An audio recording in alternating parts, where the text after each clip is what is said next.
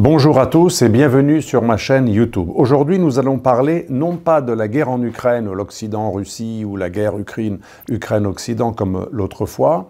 Nous allons parler spécifiquement des propos d'Emmanuel Macron et qu'est-ce qu'il y a derrière les déclarations médiatiques extrêmement remarquées et d'ailleurs controversées et démenties par ses alliés concernant l'envoi de troupes occidentales en Ukraine, voire même plus, et les répercussions de ces déclarations, les démentis, mais aussi le fait qu'il les a précisés et assumés. Il a dit qu'il avait pesé chaque mot et il les a réitérés et expliqués et explicités, détaillés quelques jours plus tard, c'est-à-dire le 5 mars 2024, pratiquement une semaine juste après les déclarations initiales du 26 février lors d'une réception à Paris d'une vingtaine de pays occidentaux partenaires de la France, réunion au cours de laquelle M. Macron voulait apparaître comme le leader d'un Occident et surtout d'une Europe qui ne lâcherait pas les Ukrainiens. Alors, bien entendu, n'oubliez pas de vous abonner à ma chaîne YouTube, cliquez, abonnez-vous et bien sûr, n'hésitez pas à liker si vous avez apprécié le contenu et à diffuser à vos amis. Alors, pourquoi ces propos assez étonnants qui ont surpris beaucoup de M. Macron, du président français, le 26 février dernier, 2024, lorsque, lors d'une réunion à Paris, à l'invitation du président Macron, donc de la France, une vingtaine de pays occidentaux, les pays européens, plus comme observateurs, le Canada, l'Angleterre et les États-Unis, donc en gros pratiquement tous les pays membres de l'OTAN et les plus actifs. Cette réunion avait pour but de montrer, bien sûr à l'initiative de Macron, qui veut prendre un petit peu le leadership de cet Occident, qui risquerait de s'affaiblir dans la perspective de l'accession au pouvoir à nouveau de M. Trump aux États-Unis et surtout depuis que des fonds sont bloqués par les républicains aux États-Unis, au Congrès, et du coup l'Ukraine qui souffre et qui fait face à une Russie de mieux en mieux équipée et qui a multiplié par 3 ses troupes et qui a connu quelques succès militaires sur le terrain, au sol, surtout bien entendu dans le front Est et beaucoup moins bien entendu en mer Noire, mais dans le front terrestre surtout oriental. Il y a des gros succès en cours de la part de la Russie, un essoufflement ukrainien et une sorte de division des Occidentaux couplée avec le fait que les Américains n'ont toujours pas débloqué les fonds qui étaient promis à l'Ukraine, que Biden voudrait donner à l'Ukraine, mais que les républicains bloquent. Donc dans ce contexte de la réunion du 26 février, déjà avant même ces déclarations controversées, M. Macron apparaissait comme celui qui disait « ne plions pas, faisons le plein, réunissons-nous, ne faiblissons pas, ne nous laissons pas impressionner par ces divisions, soyons unis et aidons de plus belle les Ukrainiens, y compris si l'aide américaine était durablement bloquée, eh bien les Européens doivent prendre le relais. » Et la France, bien entendu, et c'est tout l'intérêt politique de cette réunion et de ces déclarations, M. Macron veut faire oublier qu'il dialoguait avec M.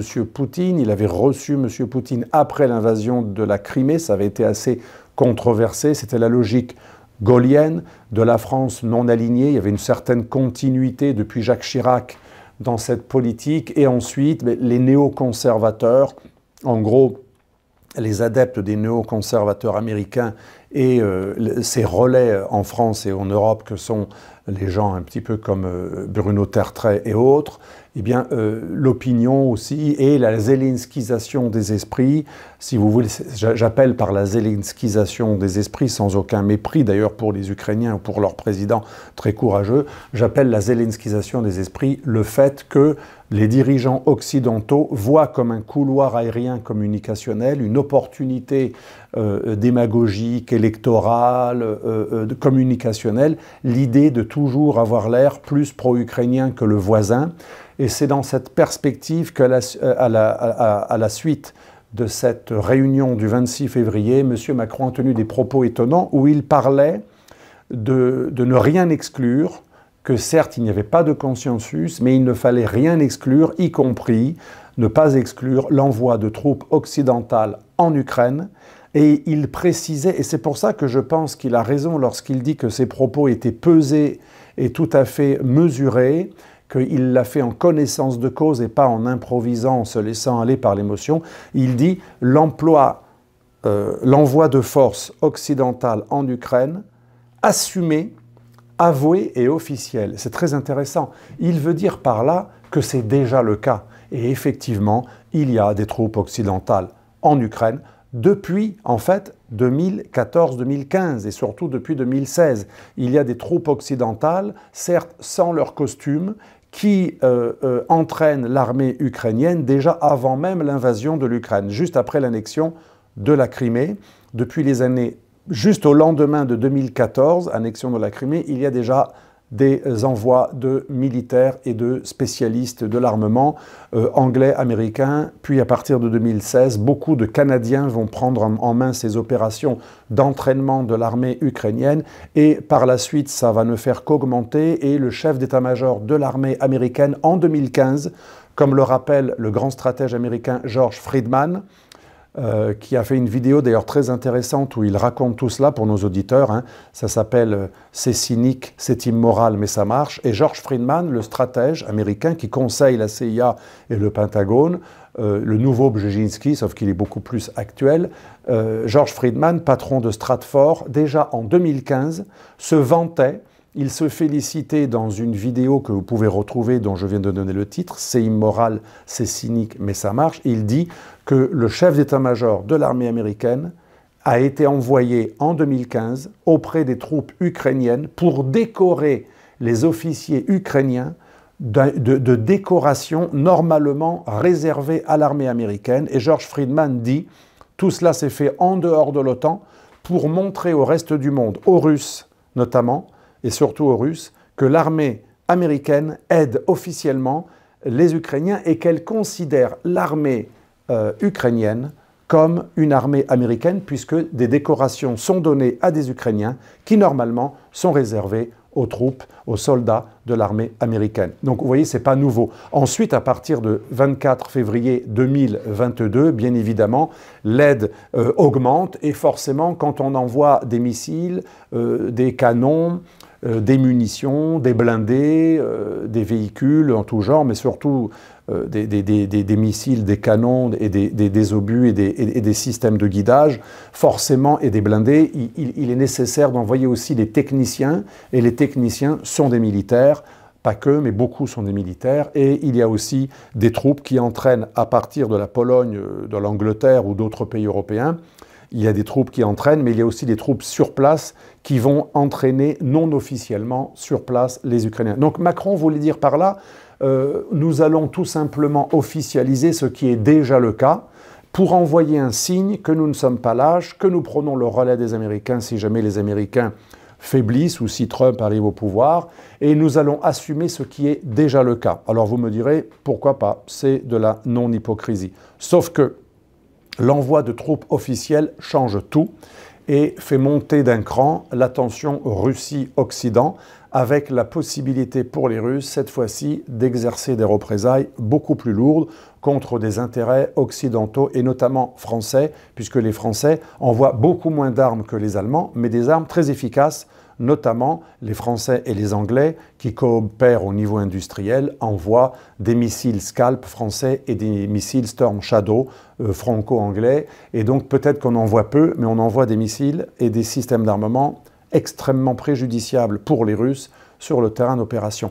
Donc voilà, quelque part on pourrait dire Macron n'est pas hypocrite, il veut officialiser ce qui est déjà officieux. Deuxième raison de cette déclaration du 26 février, Mélanie était venue 2 jours plus tôt présider un sommet du G7 à Kiev. Elle est restée 2 jours et on n'en a pas beaucoup parlé en France parce qu'en France et en Italie, on est des voisins, mais on ne peut pas trop se supporter. Moi qui suis souvent en Italie, je peux vous dire que la France est extrêmement mal perçue et vice-versa.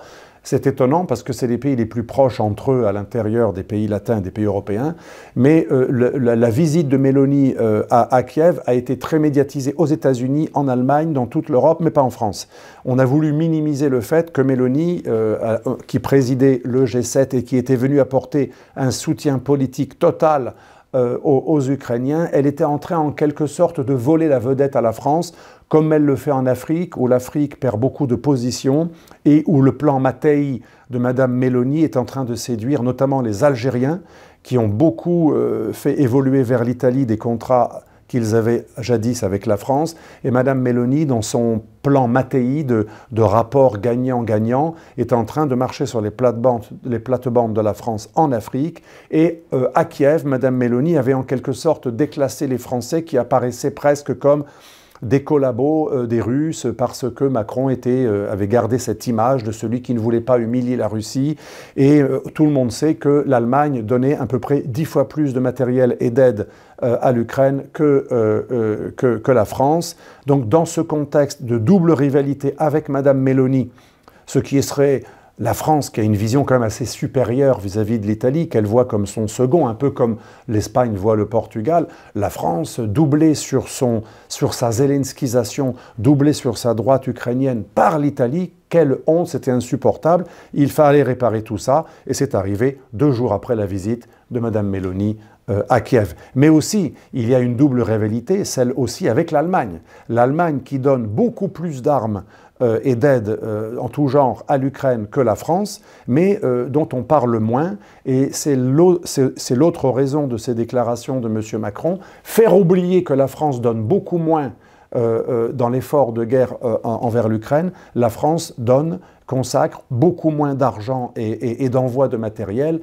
que l'Allemagne. Donc en quelque sorte, faire oublier par des paroles le fait que la France est un peu à la traîne et proportionnellement, la France est le pays qui est donné le moins à l'Ukraine. Donc, en quelque sorte, il y a aussi cette volonté chez Macron de faire oublier par les paroles le fait que, dans la réalité, c'est un peu l'inverse. Même si les macronistes auraient raison de mettre des bémols, effectivement, l'envoi de matériel français comme les Scalp est un envoi qualitatif qui peut compenser le quantitatif.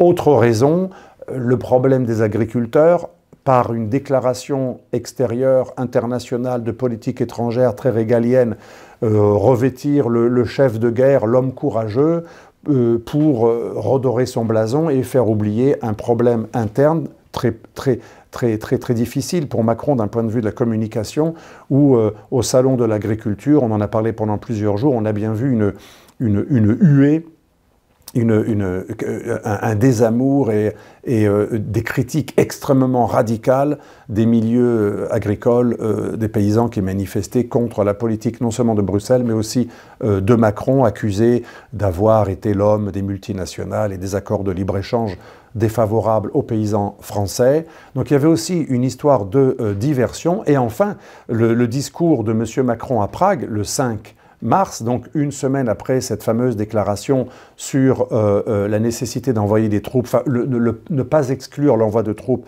en Ukraine, eh bien, le 5 mars, M. Macron s'est rendu à Prague, aussi dans le cadre d'une invitation par le président tchèque, dans le cadre aussi d'un projet d'achat de munitions qui serait œuvré par la Tchéquie, mais qui serait assumé par le plus de pays européens possible, puisqu'on n'a plus assez de munitions, on en achèterait pour ensuite les donner aux Ukrainiens. Et Macron est venu apporter son appui à cette idée en Tchéquie. Et il a aussi rappelé, alors là, pour revêtir le statut du nouveau Churchill ou du nouveau De Gaulle, mais plutôt le nouveau Churchill, ne soyons pas lâches, soyons solidaires, la défense de l'Ukraine, c'est la défense de la France, la défense de l'Ukraine, c'est la défense de l'Europe, en oubliant que l'Ukraine n'est pas membre d'une alliance occidentale, elle n'est toujours pas membre de l'OTAN et n'est pas encore membre de l'Union européenne. Il n'y a aucun devoir de défense et il est certain que d'un point de vue du droit international et de ce qui fait entre nations souveraines, il n'y a aucune obligation d'aide à l'Ukraine et en aucun cas on peut affirmer à 100% que le contentieux et la guerre, et certes l'invasion condamnable de l'Ukraine par la Russie, est une menace contre un pays de l'OTAN. Mais aujourd'hui, cette idée permet à Macron d'avoir l'air d'être le nouveau Churchill qui dénonce les Munichois, les collabos, et ça permet de faire passer ceux qui voudraient non pas serrer la main à Poutine ou donner l'Ukraine à Poutine, mais ceux qui disent qu'il faut peut-être faire attention avant de monter en puissance, sont relégués au statut de collabos et de Munichois. Et donc voilà, pour conclure, eh bien, tout cela est très inquiétant. Non pas le fait d'aider l'Ukraine, il est normal d'aider l'Ukraine, et je le dis quitte à être mal vu par les anti-atlantistes invétérés, il est normal d'aider l'Ukraine, mais jusqu'à où? Jusqu'à quel point? Comment? Jusqu'à envoyer des troupes, jusqu'à envoyer des matériels, voire même peut-être après les F-16, on parle même de F-35, qui permettrait d'avoir donc une aviation ukrainienne qui pourrait même frapper le sol russe, et des Taurus allemands qui pour l'instant sont bloqués, mais les Allemands parlent, ils ont une sorte de double discours, un enregistrement révélé par la presse russe, mais reconnu par l'armée allemande, un enregistrement à leur insu, a montré que des chefs militaires allemands parlaient de la nécessité d'envoyer et la possibilité d'envoyer des missiles Taurus aux Ukrainiens, ce qui pourrait permettre, comme d'autres missiles à moyenne ou longue portée, d'atteindre le territoire russe, y compris jusqu'à Moscou et jusqu'au Kremlin. Alors les Allemands disent oui, mais on aura un contrôle sur l'utilisation. Qu'est-ce que l'on contrôle une fois qu'on envoie des armes de ce style? Ce sera trop tentant pour les Ukrainiens les plus durs, surtout s'ils sont acculés de les utiliser. Donc vous voyez bien, nous sommes dans une situation de montée en puissance, où peut-être que Macron a bluffé, il a été démenti par tous ses partenaires, peut-être qu'il a dit aussi ce que certains pensent tout bas, et on nous prépare à petit feu à une montée en puissance et une guerre OTAN-Russie. Nous le saurons au prochain épisode. Je vous remercie. N'oubliez pas de vous abonner à ma chaîne YouTube. Cliquez, likez, cliquez sur la petite cloche, diffusez, partagez. Et n'oubliez pas que nous ne sommes rien sans vous, nous avons besoin de vous. Et deuxième chose qu'il ne faut jamais oublier, si vous ne vous intéressez pas à la géopolitique s'intéressera à vous.